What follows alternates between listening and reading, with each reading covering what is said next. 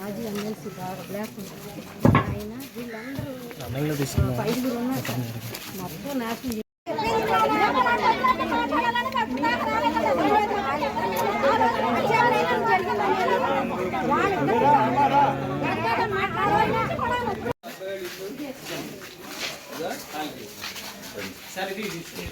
DNR వాడగొట్టారు, ఆయన దారిని ఆయన కూర్చున్నాడు సార్. ఇప్పుడు జరిగే పరిస్థితులు జరుగుతున్నాయి అంటే కామీయండి గారు దానికి.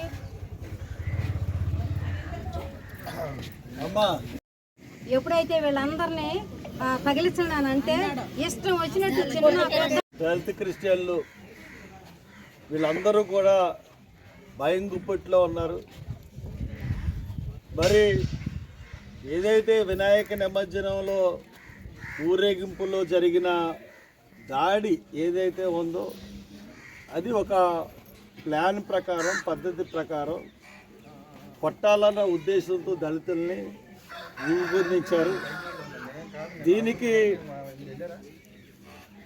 దీనికి ఎందువల్లంటే వాళ్ళు ఊరేగింపు నిమజ్జనం ఉన్న కార్యక్రమం మానేసి వీళ్ళు ఊరేగింపులో మీరు ఎస్సీలు కొట్టడానిక తోపి పెట్టుకున్నారు, 3 సింహాలు పెట్టుకున్నారు. అంటే న్యాయం చేయమని అడిగినందుకు దళితులను కొడతారా? అంటే ధర్నా చేస్తే కొట్టేస్తారా? అంటే మీదేమో మీరు అరెస్ట్ చేయరు, మీకేమో ఇక్కడ పోస్టింగ్ కావాలి, లేకపోతే కొల్లిబాబు ఇక్కడి నుంచి మిమ్మల్ని పంపించేస్తాడేమో శ్రీనివాస్తో అని చెప్పేసి మీరు ఇటువంటి దాడులు చేస్తున్నారా? మంచి పద్ధతి కాదు. పోలీస్ డిపార్ట్మెంట్ వన్ సైడ్కి వెళ్తే మటుకు మీకు ఎప్పటికన్నా ప్రమాదం. వచ్చేసారు నరల గెరలు పట్టుకుని చుట్టూ మొత్తం పేడ చుట్టూ కాశారు. బ్యాట్లో బయటకి ఎవరు వెళ్తూ డ్రోన్లు కూడా పంపారు. డ్రోన్లు రాళ్ళిచ్చి కొట్టెళ్ళిపోయారు. డ్రోన్లు ఇక్కడ ఏం జరుగుతుందని డ్రోన్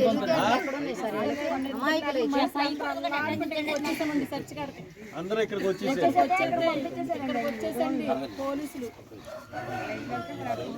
గట్టిగా చెప్పాలి, అందరికీ వినపడాలి. అరుగు నా అబ్బాయిని గొడవను పొడిచారు కదా. తర్వాత మా అబ్బాయి వస్తున్నాడు పనికి. మా అబ్బాయి రెండో మీకు తెలిసే ఇద్దరు కొట్టారండి. ఈయన ఒక్కడని చెప్తున్నాడు, ఇంకో అతను కొట్టాడని ఇంకాటి చెప్తున్నాడు. మా రెండో అబ్బాయిని తలకాయ పక్కన కొట్టారు బాబోళ్ళు.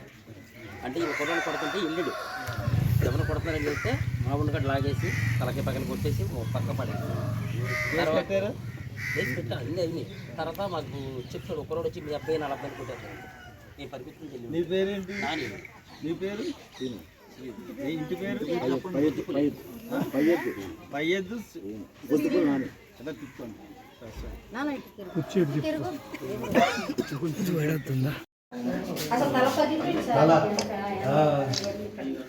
ఊళ్ళంతా దెబ్బలేదు సార్. అవును దెబ్బలు అసలు చెప్పలేదు సార్. ఎంతమంది కొట్టాడు? 34 మంది కొట్టాడు. అతను కొడుతున్నారని ఎవరని ఇతను వెళ్ళాడు. అసలు ఇతను సమస్య కాదండి, అతను కొడతారని వెళ్ళారు. ఎస్సీలను బట్టి చెప్పి కొట్టారంటే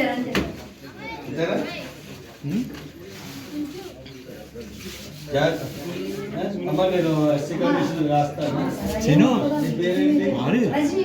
నేను వచ్చాను అందరికీ ఎడ్యుకేషన్ లేదు సార్. చాలా పేద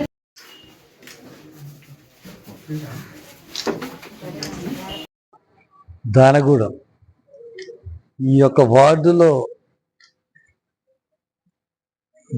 జరిగిన మొన్న 5వ తారీఖున జరిగిన గొడవలో ఈరోజు వరకు కూడా దోషుల్ని అరెస్ట్ చేయకపోవడం చాలా బాధాకరమైన విషయం.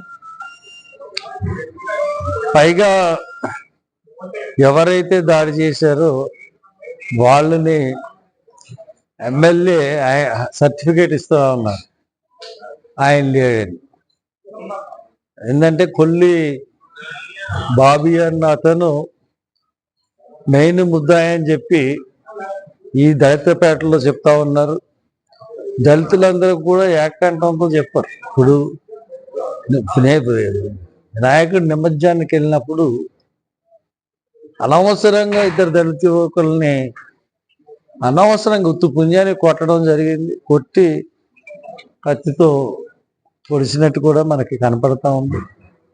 అటువంటిది వాళ్ళు పేటలోకి వెళ్ళి వాళ్ళు చెప్పి వాళ్ళు వచ్చి మళ్ళీ రెండోసారి కొట్టడానికి, పోలీసులు ఎదురుగుండా కొట్టడానికి, సిఆర్పి వాళ్ళు రాకపోతే అసలు చంపేసి పరిస్థితి. ఇవన్నీ చూస్తూ ఉంటుంటే ఎక్కడున్నాం మనం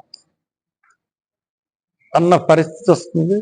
ఒక ఎమ్మెల్యే అయ్యుండి వీళ్ళని కాసుకోవాల్సింది, పైగా సర్పంచ్ ఇక్కడ దళిత వర్గానికి సంబంధించిన సర్పంచ్,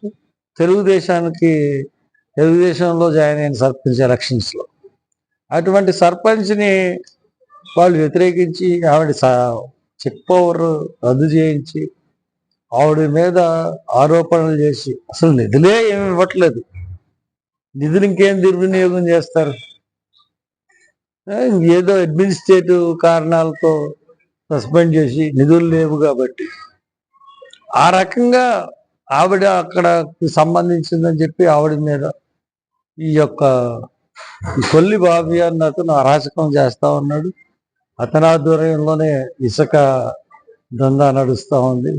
ఈ కొల్లేరు భూములు, చేపలు, రొయ్యల భూములు అన్నీ కూడా అతని ఆధ్వర్యంలోనే లీజులకు ఇచ్చి భయంకరమైన దోపిడీ జరుగుతుంది. పేకాట శిబిరాలను కూడా ఆయనే నిర్వర్తిస్తున్నాడని చెప్పి మరి చెప్తా ఉన్నారు. అటువంటి అతనికి ఎమ్మెల్యే సపోర్ట్ చేయడం అన్నది చాలా దురదృష్టకరం. బీజేపీ ఎమ్మెల్యే జనసేన నాయకుడిని సపోర్ట్ చేయడం, తెలుగుదేశం సర్పంచ్ని వ్యతిరేకించడం. మరి దీన్ని తెలుగుదేశం ఏ విధంగా తీసుకుంటుందో నాకైతే అర్థం అవ్వట్లేదు. తెలుగుదేశం వాళ్ళకి సిగ్గుండాలి.